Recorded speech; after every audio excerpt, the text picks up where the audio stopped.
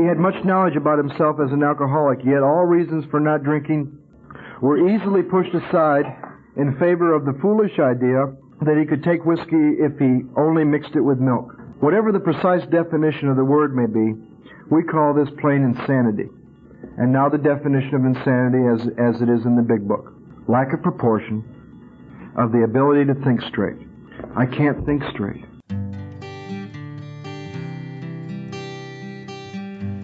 Well, hello, friends of Bill W. and other friends. You have landed on Sober Speak. My name is John M. I am an alcoholic, and we are glad you're all here, especially newcomers. Newcomers, that is, both to recovery as a whole and newcomers to this podcast. Sober Speak is a podcast about recovery centered around the 12 steps of Alcoholics Anonymous. My job here on Sober Speak is simple. My job is to provide a platform to the amazing stories of recovery all around us. Consider Sober Speak, if you will, your meeting between meetings. Please remember, we do not speak for AA or any 12-step community. We represent only ourselves. We are here to share our experience, strength, and hope with those who wish to come along for the ride. Take what you want and leave the rest at the curb for the trash man to pick up. Greetings from Studio AA, deep in the heart of Texas. That was the voice of Joe Hawk that you heard at the beginning of this here episode number 309, and you are going to be hearing so much more from him in un momento. But first things first, this here episode is brought to you by Terry and Todd and Kurt and Anonymous and Lou and Audrey and Mary Lynn and Idalisa. What, you may ask, did Terry and Todd and Kurt and Anonymous and Lou and Audrey and Mary Lynn and Idalisa do? Well, they went to our little website, www.soberspeak.com. They clicked on the little yellow donate tab, or what do you call that, a tab? No, button. I think it's a button. Sorry. They clicked on the yellow PayPal donate thingy bob, and they made a contribution. So thank you so much, Terry, Todd, Kurt, Anonymous, Lou, Audrey, Mary Lynn, and Idalisa. This here episode is coming right out to Ewan's. So I want to issue a correction, an apology, but perhaps making amends. So a couple months ago, I saw my friend Curry with a shirt on during one of my here AA meetings. Curry has actually been on the podcast in the past, and we recorded a great episode with him, but he was wearing this shirt, and I saw the shirt, and to me, being just your average dumb American, I thought the shirt said, that's like an alliteration, right? Like seashells by the seashore type thing. Anyway, I thought the shirt said Heco in Tejas, Heco, right? I cannot tell you how many emails, comments on social media, and messages I got regarding my mispronunciation of the word Heco.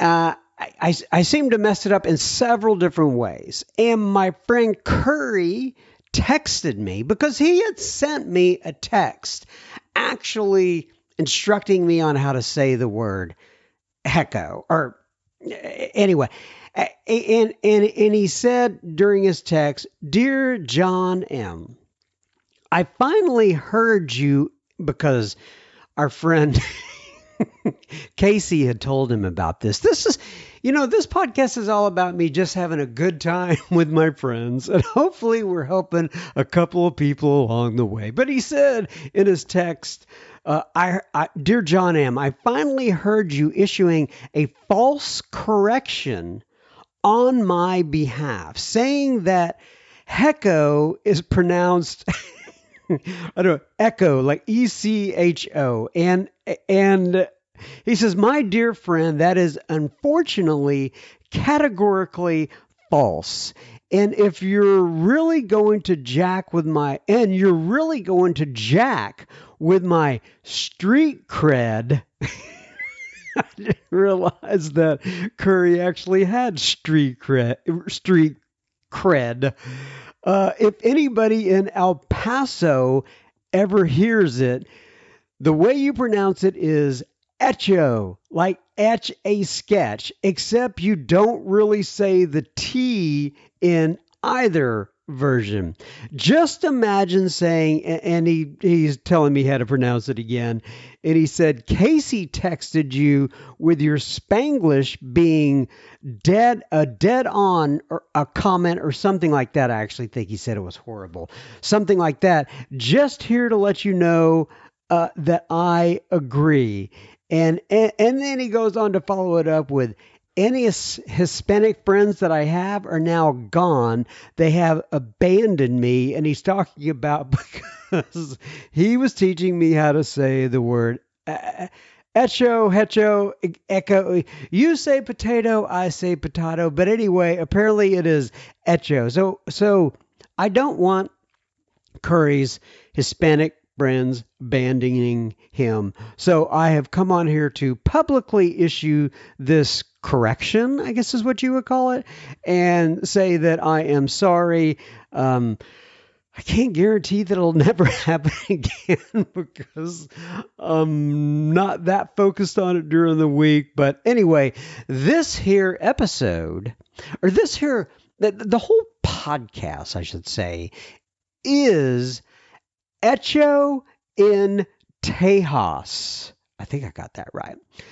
All right, now on to a little. Now here's what you're really here to listen to, and that is I'm gonna call him a guest because he's not really my guest. This is a reissuing of a recording. These are famous recordings that Joe Hawk, who has gone on to the big meeting in the sky, recorded back at the Salvation Army in Santa Monica in 1987 over a 12-week period, and they're still listened to by millions of alcoholics around the world. So this is part 3 of that.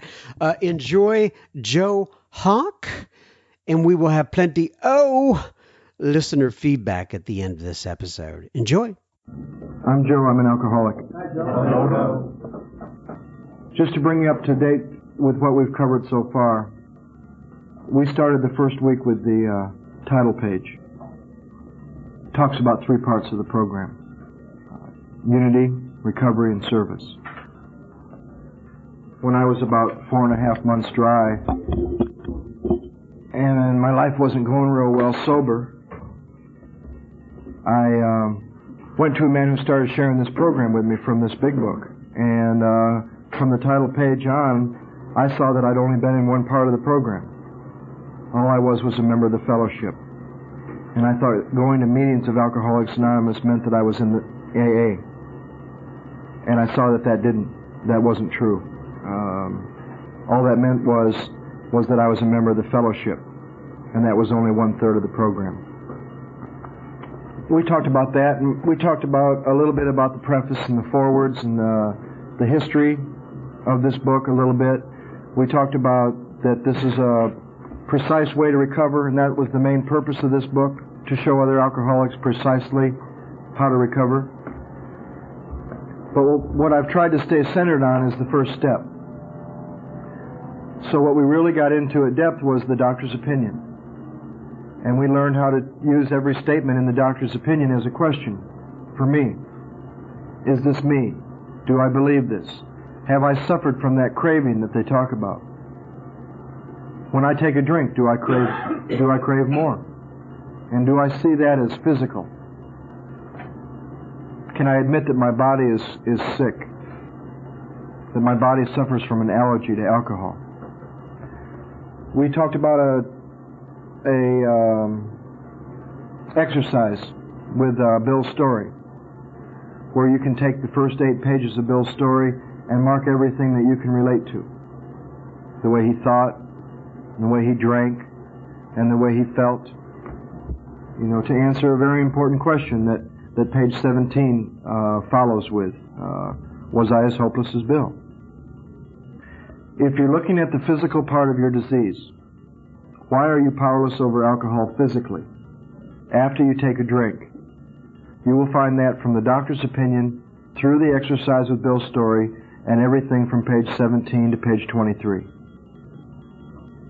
We answered that question on page 22 and page 23. And the way I make that statement into a question is this: am I positive that once I put alcohol into my system, something happens, both in the body and the mind, which makes it virtually impossible for me to stop?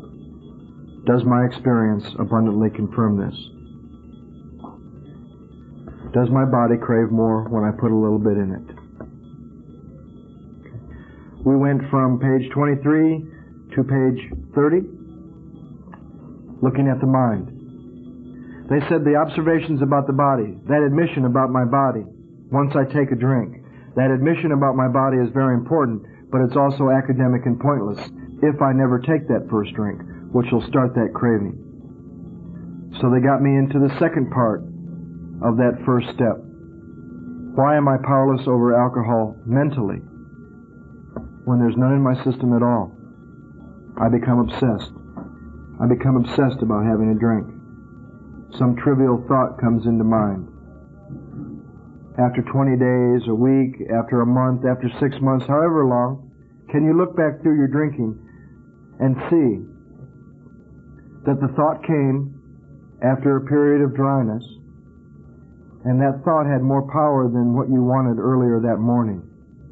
And even though earlier that morning, or an hour ago, or 5 minutes ago, you really didn't want to drink, something happened up here that talked you into doing it again. An obsession, an idea that outweighs all other ideas. Or the ability that you and I have to believe a lie. This time it'll be different. What happened last time won't happen. So not only have we looked at my powerlessness after I put a drink in my system, we are now changing the perspective and we're looking at my powerlessness when there's none in my system at all. What is my head going to do to get me back to the first drink? Have I experienced that? Can I look back through my drinking and see the days where that happened?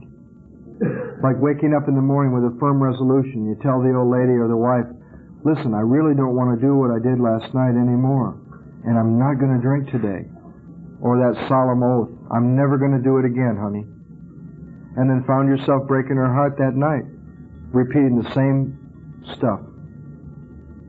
And something happened between leaving work and making it home, and you need to look at, was there a choice involved? Okay, a lot of you will think, yeah, there was. You know, I just made up my mind to go have a drink. Little did I know that I wasn't going to be able to stop, and I was going to do what I did the night before, and I was going to end up with a 502 or a DUI, or getting in trouble, or going to jail, or breaking her heart. But yeah, it was just a mental choice. It was just a choice to get messed up again after not doing it for several hours or several days or several months. But what you really need to look at, was it really a choice? Or was it more like something that happened? You know, was it like you come to an intersection every day for a week and it's a dead end and you can either go left to the bar or right to home? And that maybe 28 days in a row you got to that street and you felt like you were kind of in control and you turned right and you went home. But somewhere in those 30 days, the day came when you really wanted to turn right and go home, and you ended up over at the bar, and you have to ask yourself, was there really just a choice to drink? Or was it something that happened? Did I get struck drunk? Would I just find myself all of a sudden with a drink in front of me and then wondering how it happened? Was it really just a mental choice? Because that was one of my reservations when I started looking at this first step. What I came to was, yeah, I might be powerless over what happens after I take a drink. But what I do is, I just decide to drink again, and that puts the ball in my court, and I'm the one with the power. What I had to see was, although I do just change my mind sometimes, and it was just a choice, there are also lots of times when it wasn't just a choice, because I didn't want to. At the end of the last chapter, there is a solution. I asked you to consider 3 words, because all 3 of them are going to become very important in this admission in the first step, the admission of powerlessness over alcohol. And those 3 words are power, control, and choice. And I'd like to look at those 3 words, because this next page 30, is going to talk about control. And I think, to me, these 3 words are synonymous. I looked them up when I was new and I was going through this work. And with power, it talked about strength. And for control, they talked about ability. And for choice, they talked about 2 or more reasonable options. Okay? My contention is this.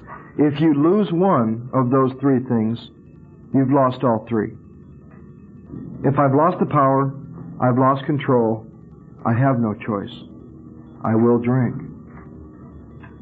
It's kind of like you take a guy sitting on a sofa and he's paralyzed from the neck down. You ask yourself, does that guy have the power to get up, walk to the door, and walk out of here a free man? Does he have the power to do that?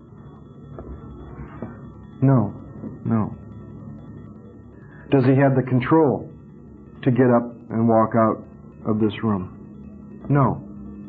Okay, does he have a choice? No. So what is it going to take to get this guy off the sofa and get him out the door? It's going to take a power greater than himself. He doesn't have the power to pull that off. It might be 2 guys lifting him up under the arms and carrying him out of here. That's a power greater than himself. Okay, this book makes reference to, I'm just like that guy who's lost his legs.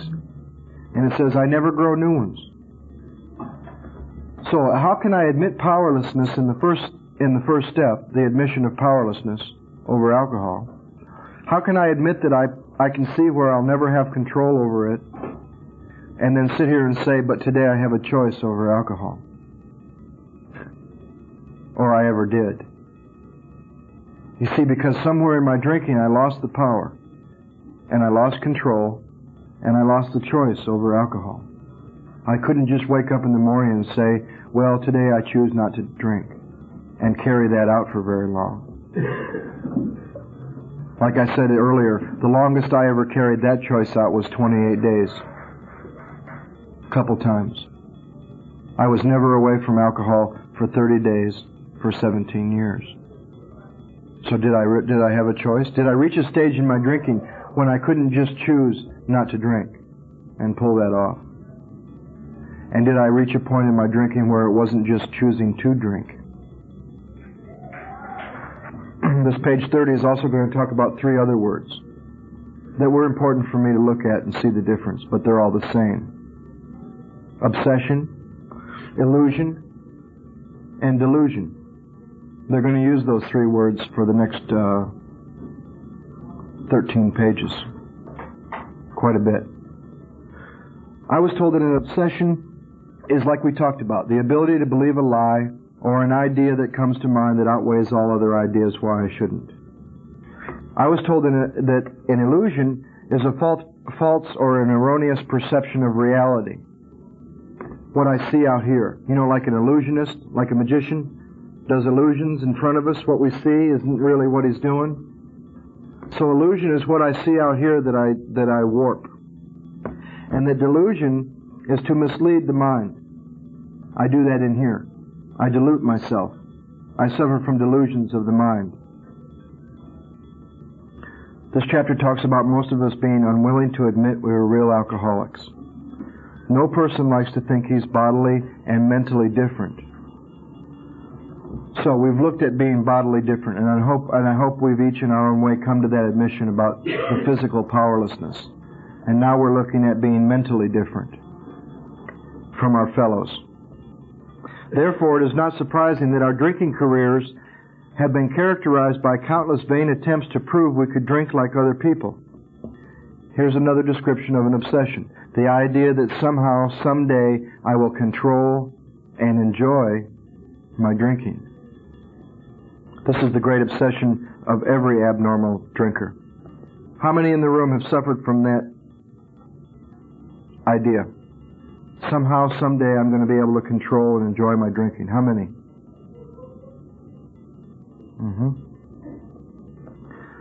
The persistence of this illusion, that we're going to control it and enjoy it, is astonishing. Many pursue it into the gates of insanity or death. How many pursued that illusion that you were going to be able to control and enjoy your drinking right up to the gates of insanity and death? We learned that we had to fully concede to our innermost self that we were alcoholics. This is the first step in recovery. How many of you that have been in AA before have sat in meetings and heard people say, the first step doesn't have anything to do with admitting you're alcoholic. It has to do with admitting that you're powerless. I've heard that a lot. This says that we have to fully concede to our innermost self that we're alcoholic and that this is the first step. Now they talk about a delusion. And I think if there's one thing that I've suffered from since alcohol and drugs are no longer a problem, is this delusion right here. The delusion that I'm like other people, or presently maybe, has to be smashed. Okay, what do they mean by that? I'm starting to see that I'm not like other people once I put some booze in my system. And I'm also starting to see that I'm not like other people when it comes to my mind with booze and drugs. My mind talks me into doing something that's killing me and getting me in trouble. But why do they say, or presently maybe? To me that means now. Presently. Sober. I'm not like other people. You take my neighbor on a Monday morning and convince him that a certain behavior that he's doing is killing him and causing problems in his life, and by 5 o'clock Monday afternoon, if he made a decision not to do that behavior anymore, his mind isn't trying to talk him into doing it again. Mine is. Normal people, when they don't feel emotionally well, don't go do something that's caused problems every time they do it. So I'm not only physically different after I put some in my system, and mentally different when I don't have any in my system at all and I become obsessed about it. I'm emotionally different because my emotions will dominate me back to something that's going to kill me. And I'm spiritually different. Sober. Now, today. And if I could say one sentence in this book that summarizes every problem I've had since I've gotten sober, and the problem with alcohol and drugs has been removed, I would say it's the delusion that I'm like other people. See, I think I can do what my neighbor can do with resentment. I can hold on to it for a while. I can get revenge. I can retaliate. I can wallow in it. He can do that. Can I? I think I can do what he can do with fear. I think I can treat people the way he does.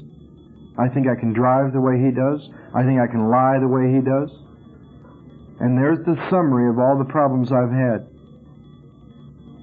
I think I'm like other people. I think I'm like normal people. We alcoholics are men and women who have lost the ability to control our drinking. The amount I take once I start, and staying stopped. Those are really the only 2 points you have to look at in this first step. Can you control the amount you take once you start? And can you control staying stopped? All of us felt at times we were regaining control, but such intervals, usually brief, were inevitably followed by still less control, which led in time to pitiful and incomprehensible demoralization. How many of us know about pitiful and incomprehensible? We don't even understand it. What happens to our morals? How many of us found us saying things on a Monday, I'll never do that? Doing it once, feeling a little bit guilty, and then a couple months later doing it with ease. What happens to my morals? They slowly deteriorate. What was absolutely unacceptable to me 2 years ago during my drinking, I'm doing a couple of years later.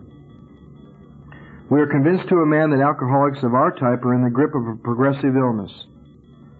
Over any considerable period, we get worse, never better. How many in here, looking at the progression of your disease, see where it got better over the years? We are like men who have lost their legs. They never grow new ones. Neither does there appear to be any kind of treatment which will make alcoholics of our kind like other men. We have tried every imaginable remedy. In some instances, there has been brief recovery, followed always by a still worse relapse. Physicians who are familiar with alcoholism agree there's no such thing as making a normal drinker out of an alcoholic. Science may one day accomplish this, but it hasn't done so yet. And that was written in 1939. Science hasn't done that yet either. Let's go back to that paragraph on the previous page. We alcoholics are men and women who have lost the ability to control our drinking. And let's substitute the word choice for control and see if it doesn't fit. We alcoholics are men and women who have lost the choice with alcohol. We know that no real alcoholic ever recovers choice. All of us felt at times that we were regaining choice, but such intervals, usually brief, were inevitably followed by still less choice. See, I think those words are synonymous. I admit my powerlessness. I see where I will never have control over alcohol. It's not going to get any better. But I'm going to sit here and say today I have a choice. You see, somewhere during my drinking I lost that kind of power.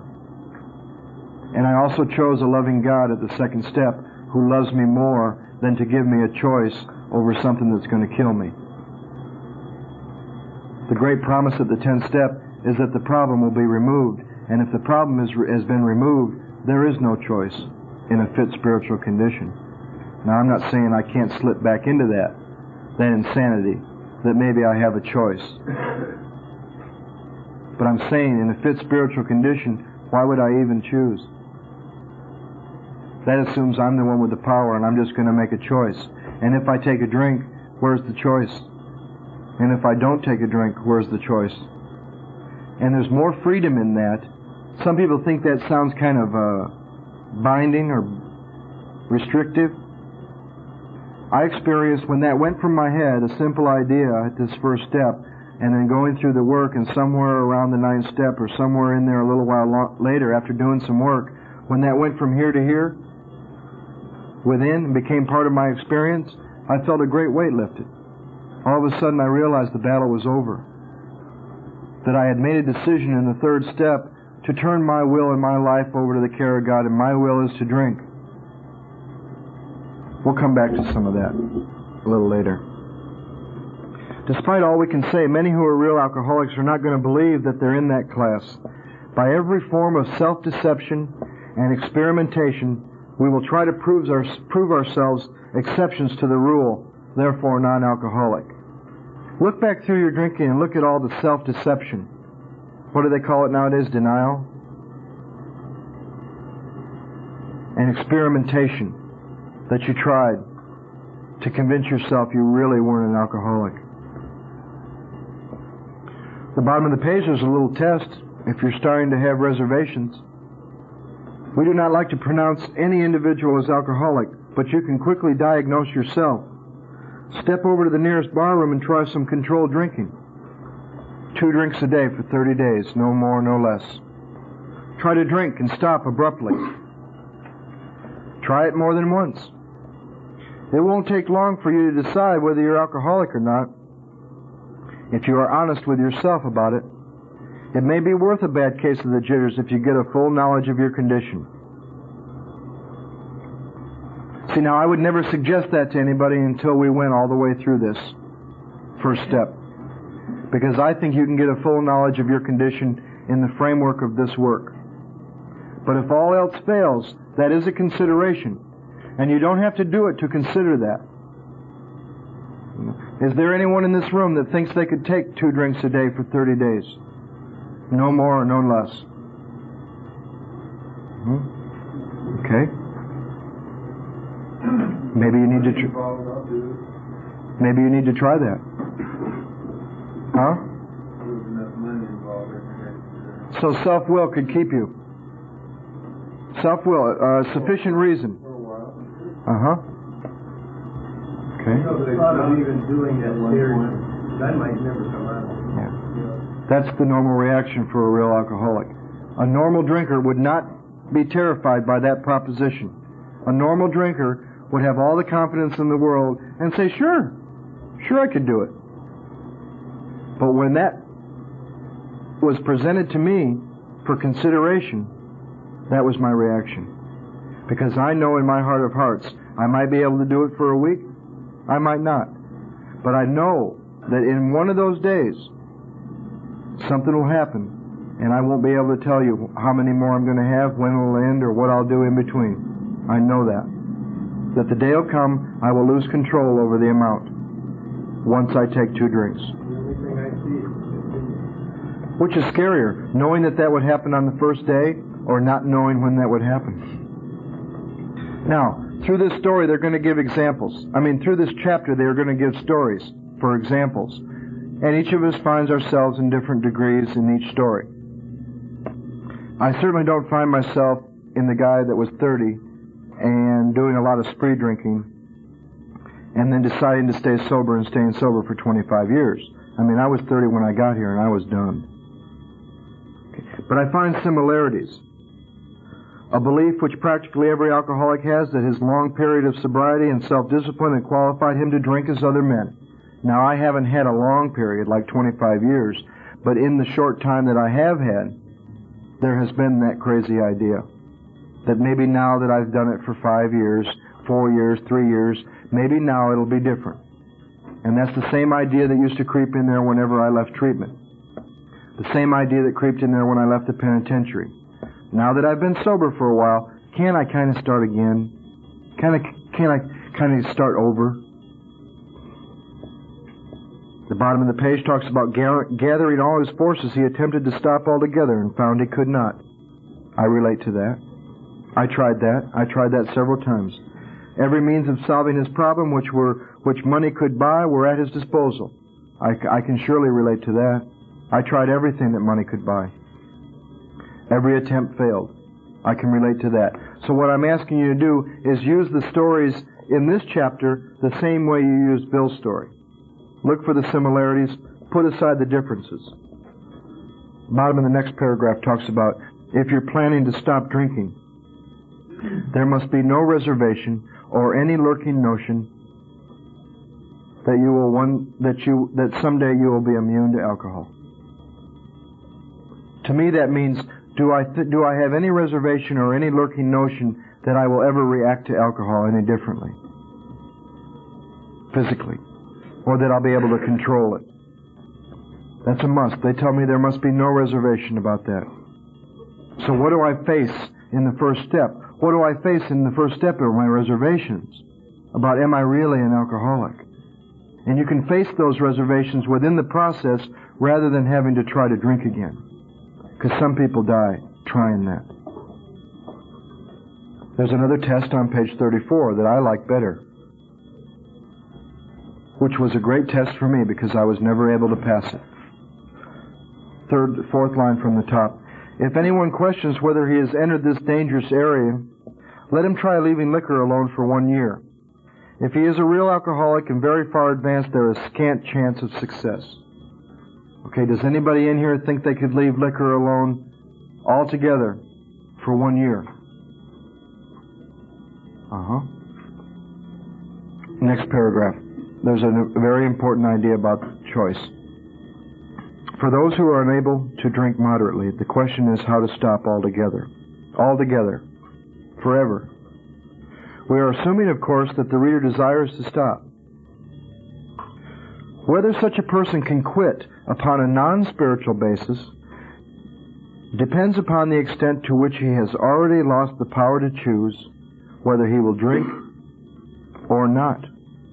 Okay. I met a man when I was new, and he was 19 years sober, and he said, God doesn't keep me sober. He said, I wake up every morning and I choose not to drink, and I've been doing that for 19 years. But I'm working with this sponsor, and we're talking about choice, and I'm looking back through my drinking, and I'm seeing I don't have that kind of power. Because I was real close to getting ready to drink, and it wasn't going to be a choice. And I somewhere in my drinking reached a point where I couldn't just choose not to drink.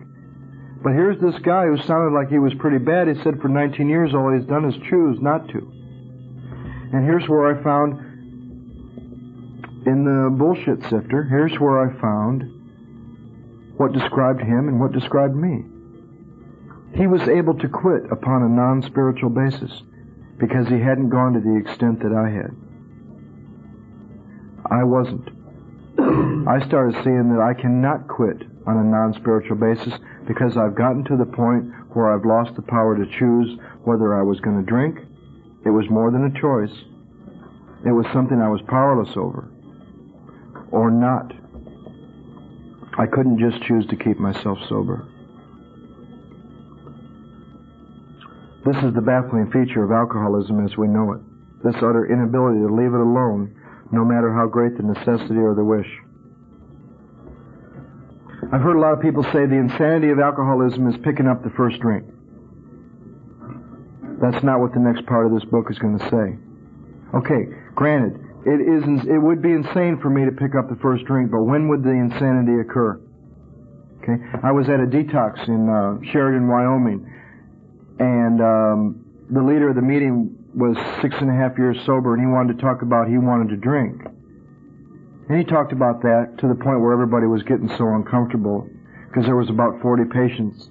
And he started calling on them, and of course that's what they wanted to talk about. They wanted to drink too.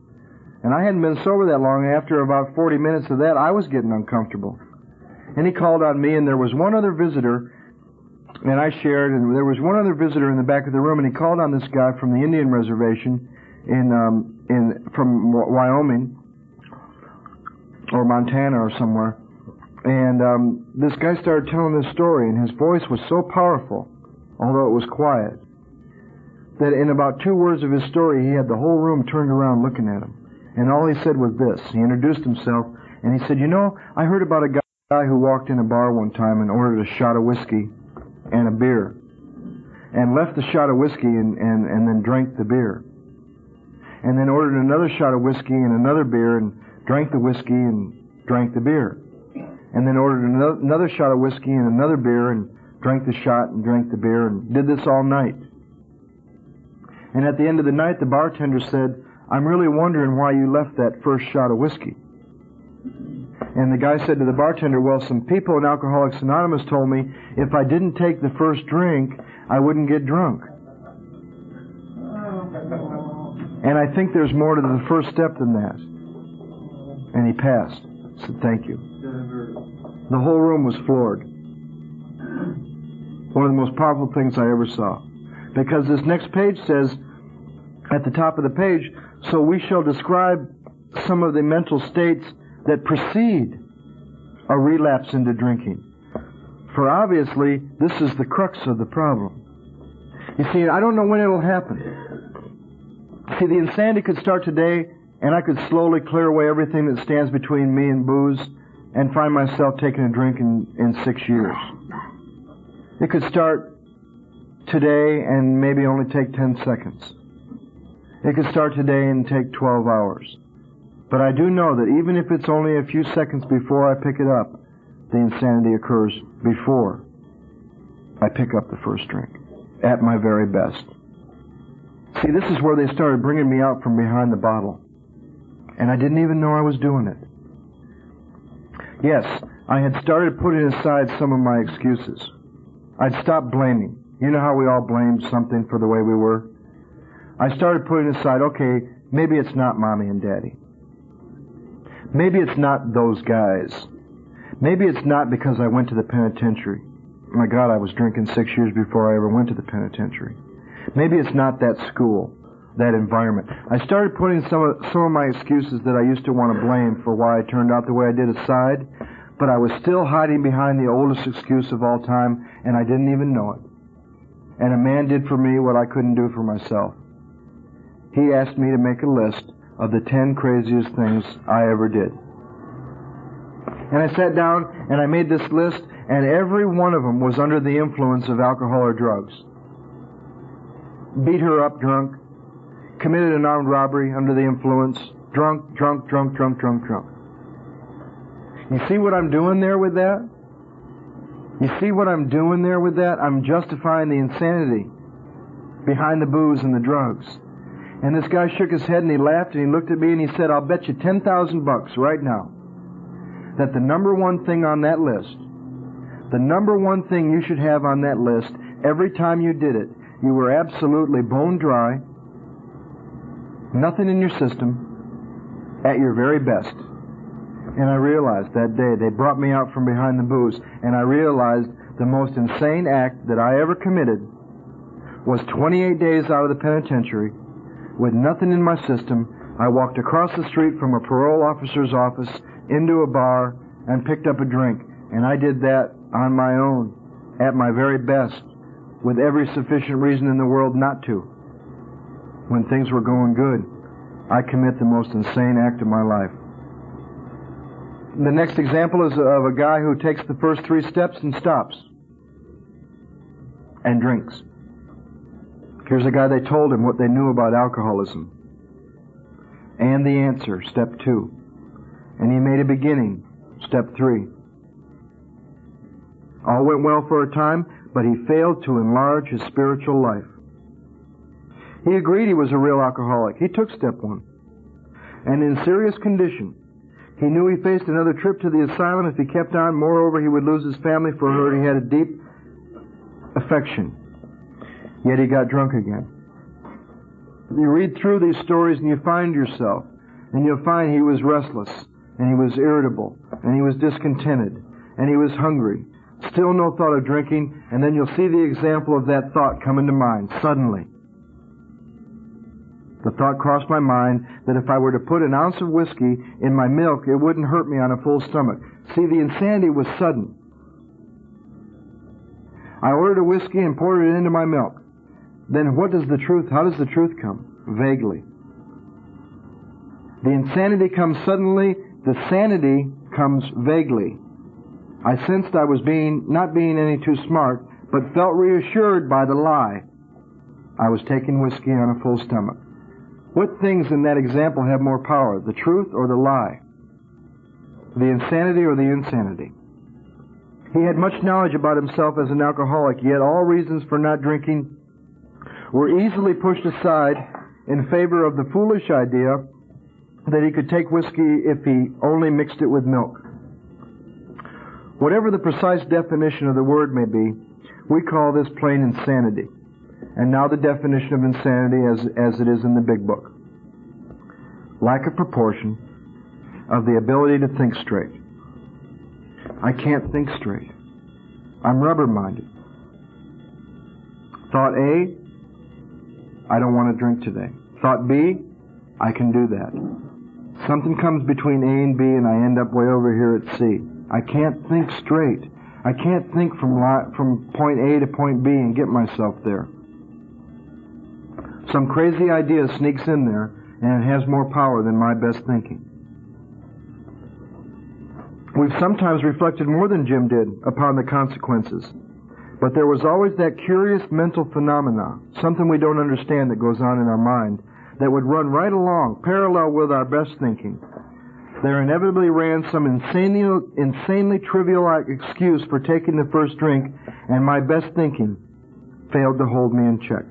The insane idea won out. Next paragraph talks about the justification.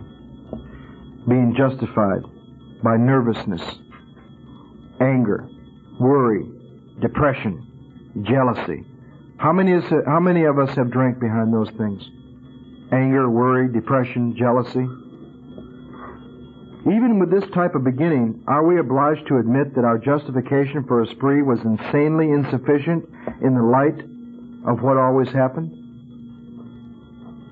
It's gotten me in trouble and sent me to jail the last 10 sprees I went on, but I'm so upset, and I'm so angry, and I'm so depressed that this time it's going to be different.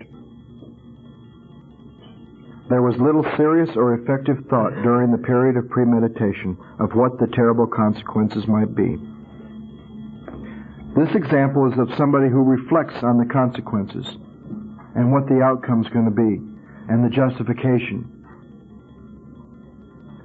The next story is where I found my insanity.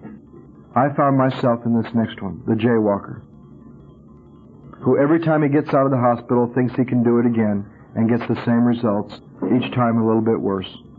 And you go through that story of the jaywalker, and every time they talk about jaywalking, you put in there drinking or drugging and see if it doesn't fit you. However intelligent I may have been in other respects, where alcohol has been involved, I have been strangely insane. You see, I started hearing that word insanity when they were talking about the first and second step, and I wanted to say, no, not me. I don't belong in a state hospital. Shock treatment, Thorazine. They said, no, that's not the kind of insanity we're talking about. We're talking about the insanity where alcohol is concerned. You know, how come I have a mind where if I stick my hand on a hot stove once and burn it really good, and I say, hey, I'm not ever going to put my hand on that stove again, how come I can pull that off? How come I can keep myself from putting my hand on a hot stove after getting burned once? But how come I get burned over and over and over by booze, and I can't keep myself from doing it? Where alcohol and drugs are concerned, I'm strangely insane, because I suffer from obsessions. This time it'll be different. What happened last time won't happen. Or, in a minute here, we're going to see an example, maybe I don't think at all. Maybe I don't think much at all about what's going to happen. Page 39 talks about, do you think you can quit drinking on the basis of self-knowledge? Do you think there's enough you can learn about yourself, and based on that knowledge of yourself, stop drinking? I pursued that one all the way to the hilt. Degree in college, psych, social work, drugs and alcohol, working as a therapist in a treatment center, 10 different treatment centers. I thought I was going to get some piece of information that was going to explain it all, and then, armed with that information, I would be able to figure it out and stop. It was futile. The next story about Fred is a guy who wouldn't even admit the first step. But he tried to make up his mind to quit drinking forever. It never occurred to him that perhaps he could not do that. He didn't take the first step, and he didn't take the second step. He was a long way from admitting that he could do nothing about it himself. He was positive that his humiliating experience, plus the knowledge he had acquired, would keep him sober the rest of his life. Self-knowledge would fix it. And you'll see what happened to him. He talks about on page 41 that he went to his hotel, leisurely dressed for dinner. Now let's watch the progression of the insanity. As I crossed the threshold of the dining room, the thought came to mind that it would be nice to have a couple of cocktails with dinner. That was all. Nothing more. And he ordered a drink. It was real easy. It was real easy for him to buy the lie. He didn't have much to push aside. He didn't even think he was alcoholic. The bottom paragraph talks about as soon as I regained my ability to think. That's trouble right there. I went carefully over the evening in Washington. Not only had I been off guard, I'd made no fight whatever against the first drink. This time I had not thought of the consequences at all. I just found myself in a bar. I think the bottom line of that page really sums up this part of the first step for me. If I have an alcoholic mind, I will drink again. I hear a lot of people say the first step for them is I can't drink. I think they're missing some real freedom and some real admission. The bottom line of the first step for me is on my own, left to my own devices, on my own power, I will drink again. If my mind isn't treated in a dramatic way through these 12 steps, like an entire psychic change, If the mind that came to AA 5 years ago wasn't changed, if those obsessions that gnawed on me, that's why it's so hard for me to talk to new people sometimes, because I know that obsession is on them, and it's just gnawing at them almost every day, because I was that way when I came to treatment. And the idea that you can tell someone that can literally be removed, and that you don't ever have to suffer from that obsession, that gnawing obsession that's just on your back, ever again, that was like a dream to me. That was like a fantasy. I certainly didn't believe that could happen, because I'd lived with it for about the last 9-10 years of my drinking. You mean that obsession can literally be removed? That's what these first 9 steps are all about. He later makes some admissions in page 42. 5 lines from the top. After the experience he had, he knew from that moment that he had an alcoholic mind, and he saw that willpower and self-knowledge would not help in those strange mental blank spots. I'd never been able to understand people who said that a problem had them hopelessly defeated. I knew then. 2 people came to see him. They asked him if he thought himself an alcoholic and if he was really licked this time. He had to concede both propositions. They piled on him heaps of evidence to the effect that an alcoholic mentality, such as I had exhibited in Washington, was a hopeless condition. They cited cases out of their own experience by the dozen. This process snuffed out the last flicker of conviction that I could do the job myself. There's the bottom line of the first step. You go through this first step and ask yourself, has this first step process snuffed out the last flicker of conviction that you can do the job yourself? And if you can answer that, then it's time to go on. And that also reaffirms that you don't have to drink again to find that out, that this process can do that. I think people that tell someone to go drink to find out, before they put some effort into it and spend some time with that person and do what these 2 guys did, I think they're selling the process short. I think they're people with not much faith in this process of the first step. Because I think if you sit down and you do with somebody what's in this book, what these 2 guys that came to see, these 2 guys from Alcoholics Anonymous did with this guy in this example. See, I want the easy way out. Someone doesn't believe right away, I want to tell them, go drink and find out. But if I'm willing to take the time and the effort and sit down with somebody and help them look back through their life at all the things that we've covered in these first 43 pages, I have enough faith in this process to know that this process can get you to the first step. Then they outlined the spiritual answer, step 2, and the program of action which 100 of them had followed successfully, 3 through 12. Though I had been only a nominal churchman, their proposals were not intellectually hard to swallow. But the program of action, though entirely sensible, was pretty drastic. It meant I would have to throw several lifelong conceptions out the window. That was not easy. I was asked to use that as a prayer. I was asked to use a prayer at this point. Please let everything I think I know about myself, my disease, this program, and these steps, and you, God, be put aside for an open mind and a new experience with myself, my disease, this program, and you. And it's a very powerful prayer.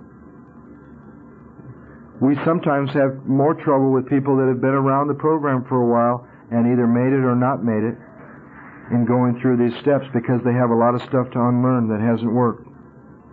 Now, I'm not asking for that stuff to be thrown away. I'm asking for that stuff to be put aside for an open mind and a new experience, knowing that whatever is true, whatever is of God, will come back anyway. He talks about quite as important as this knowledge about himself and this decision he made and the program of action being outlined was the discovery that spiritual principles would solve all my problems. You know, how many people do we hear in AA say, this program is just about not drinking? And then deny God in every other area of their life. Well, he certainly can't do anything over here. And he certainly can't do anything in my family or my business or any of this. This tells me that spiritual principles and the power of God that we get to tap into in this program can solve all my problems. Yet I want to deny that. I was real confused by this next statement until I looked back at the ideas about choice. He says here, I've since been brought into a way of living infinitely more satisfying and I hope more useful than the life I lived before. My old manner of life was by no means a bad one. See, we're not bad. We're not bad trying to get good. We're sick trying to get well.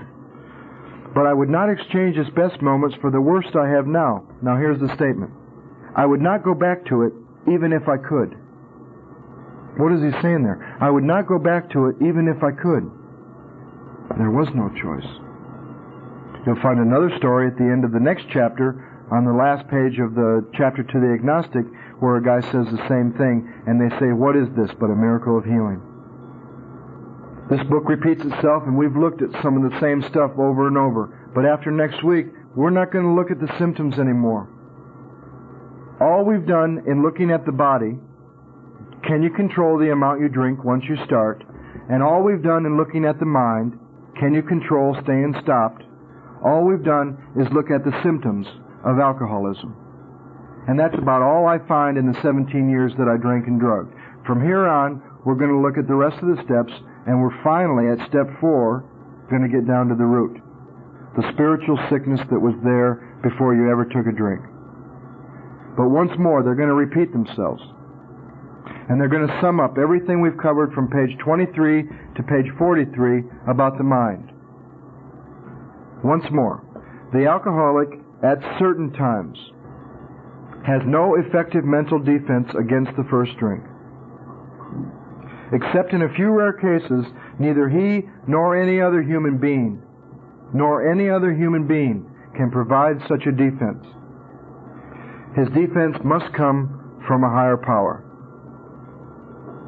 Yet I'm going to choose the group to be my higher power after I've just seen that no human power is going to provide me that defense. Now, if that's all you can choose when you're new, that's fine. But the day will come when you'll see you will need something more than human power to carry this out.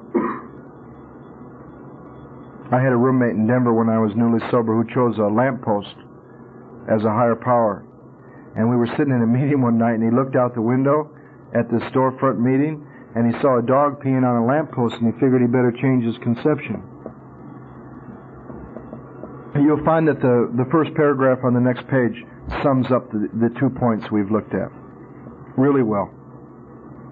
They've taken 44 pages plus the doctor's opinion to help you look at the 2 points they're going to summarize in one paragraph. In the preceding chapters, and this is really where we can start to use the book and see every statement as a question and answer them ourselves. So let's read this. In the preceding chapters, have you learned something about alcoholism? Have they made clear the distinction between the alcoholic and the non-alcoholic? And then here's the 2 points, repeated again. When you honestly wanted to, did you find you couldn't quit entirely?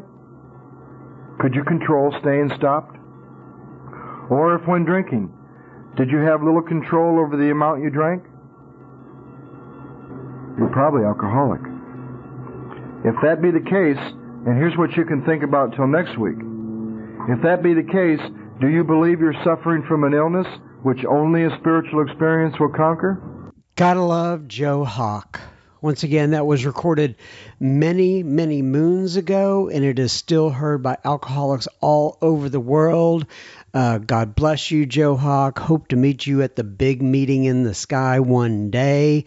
And now, on to a little bit of listener feedback. The first bit of listener feedback here, I'm going to play you a voicemail, and this is from James S. I want to let you hear this. My name is Jim S. I'm an alcoholic addict. First, I want to thank John M. and SoberSpeak for giving me the opportunity to carry the message.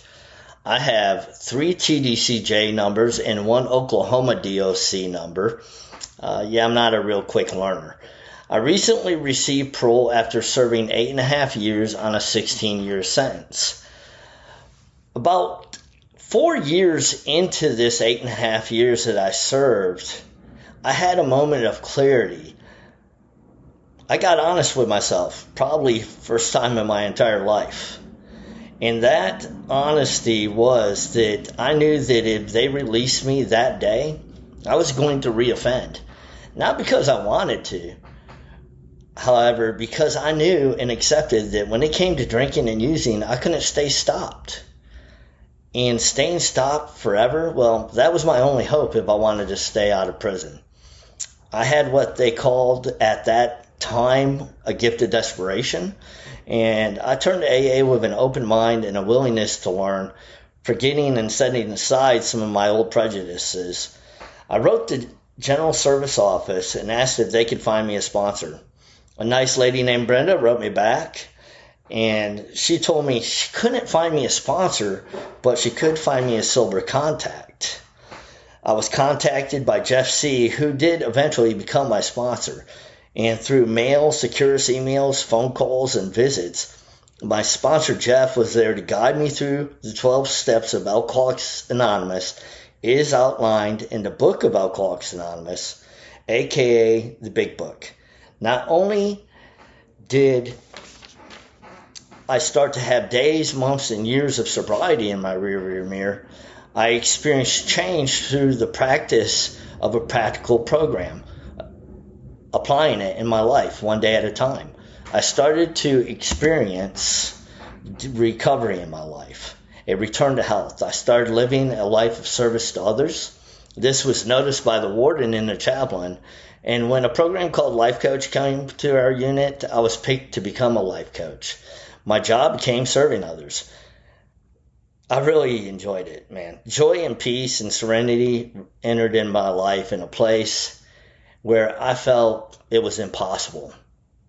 I really thought that I had to wait until I was released to have them things. I really thought that I had to wait until I was released to work the 12 steps. I'm so glad I didn't wait. The 12 steps, well, they work if you work them, and they work where you work them.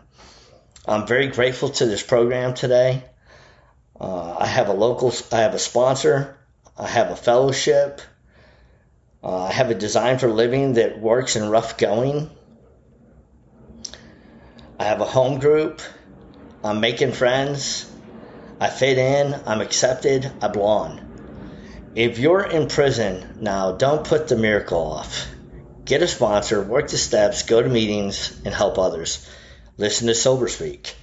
If you are on the outside and maybe you're hesitant about going into a correctional facility, well, don't be. But still, if you are, maybe being a sober contact for an inmate through correspondence is a way you can be of service. Contact a GSO through mail or the website. And in closing, I want to encourage y'all, take your thoughts of change and helping others today, put them into action, and have a great experience. Thank you, Jim S. Thank you, James, for your inspiration. Thank you for your kind words. And I'm so happy that you have been able to reach so many people with your service. God bless you. Keep me updated, my friend. But that was just fantastic to hear your voice. Nancy writes in, and Nancy says, she says, episode number 307 is the subject line. I'm sorry, I got distracted there by some people that came into the house, into the other room adjacent from in Studio AA.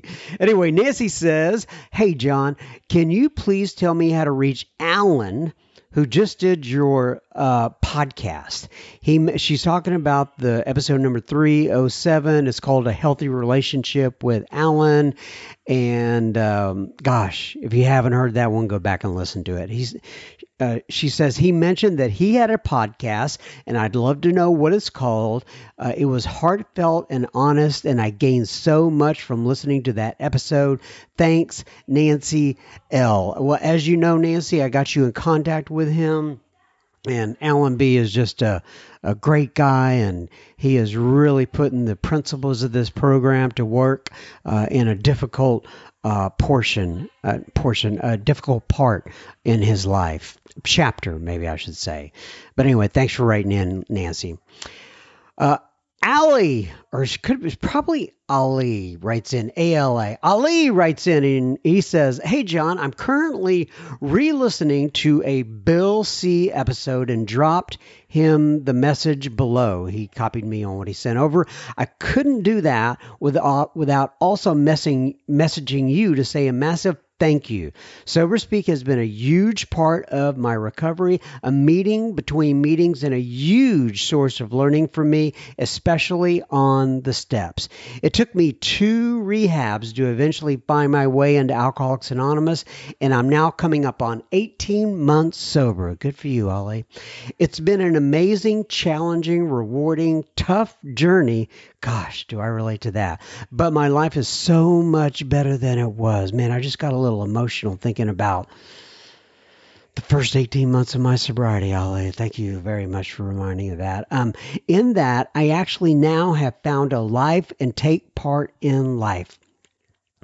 A man was put in my path with 45 years of sobriety, and I plucked up the courage to ask him to take me through the steps. He did it in exactly the way your episodes on the steps described, and he took me through the big book to ensure that I followed the instructions set out, despite me, of course, thinking that I had a better way of doing it. I am now sponsoring my first person through the steps myself. It has been such a rewarding experience. I'm based in Belfast, Northern Ireland, a place that has been a strong contributor to the people of our fellowship. Ha ha. Yes, Bill C. calls Ireland the birthplace of alcoholism. Which I think is hilarious. Anyway, Ali says, "Thank you so much for SoberSpeak and your service, John. It is invaluable, Ali K." Well, thank you. And you've got a fertile ground there in Ireland to help people with alcoholism. That's kind of funny, kind of not, right? But anyway, thanks for writing in, Ali. Bartel writes in. He says, "Hi, John. I am in Wilmington, North Carolina, and after he didn't put like an accent in there. I added that myself. And he said, and after attending a treatment facility in Greensboro, North Carolina, I have begun my new journey into sobriety. My sobriety date is, where do I get that from? 5/20/2023. Oh, I know where I get that from. It's, when they do the thing on Family Feud, where they put up, I don't know, 6 answers or whatever, and the answer is, I don't know, just came to mind. But anyway, Bartel says, I chose to undergo treatment for several reasons. One was more of the legal variety. The offer was so I could get healthier and live a better life, something my late father made me promise to do for myself before he passed in December.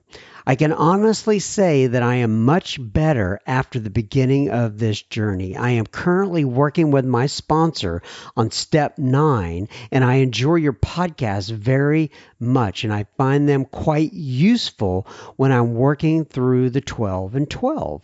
I found your website along with another one through my iPhone, and in trying to get a different point of view on some of the steps beyond what you read in the text. I wanted to hear someone's point of view and story. I look forward to hearing more about AA through your podcast and speakers. Thank you so much for your time and dedication and setting this up for all of us to benefit from. Well, thank you, Bartel. I'm glad that you're getting some insight from the various speakers that we bring on here. That was the whole point of this in the beginning, and thank you for listening. Francis writes in, and Francis says, "Hi, John. I live in Wichita, Kansas. My DOS," I had to think about that one for a moment, a date of sobriety, I'm sure, is 2/7/1994. I found your site through Google. My home group is UIR, which comes from an unsuspected inner resource. Now that is a cool name for a group. Let me read that again. My home group is UIR, which comes from an unsuspected inner resource.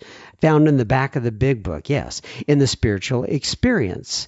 AA is the last thing that I tried, and it's the first thing that worked. Very good. That's a very short email, but a lot of good chunks of wisdom in there, Francis, and some humor too. I love that.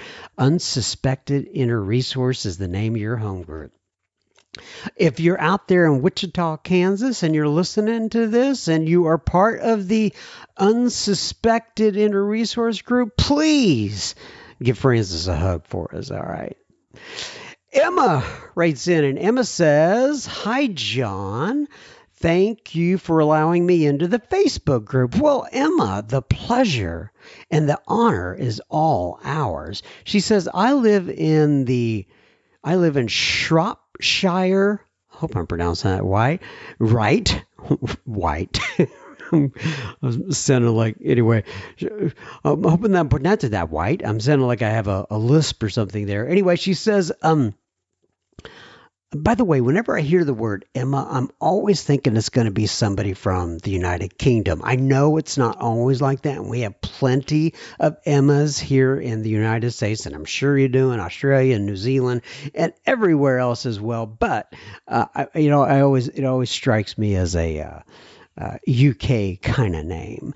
And she says, anyway, I found Sober Speak through John Robbins, sharing on the How Do You Cope with Ellis and John podcast. Yes, I'm familiar with that. We've got a lot of folks who wrote in after he shared on that podcast. And he says, episode number 298 with Scott L.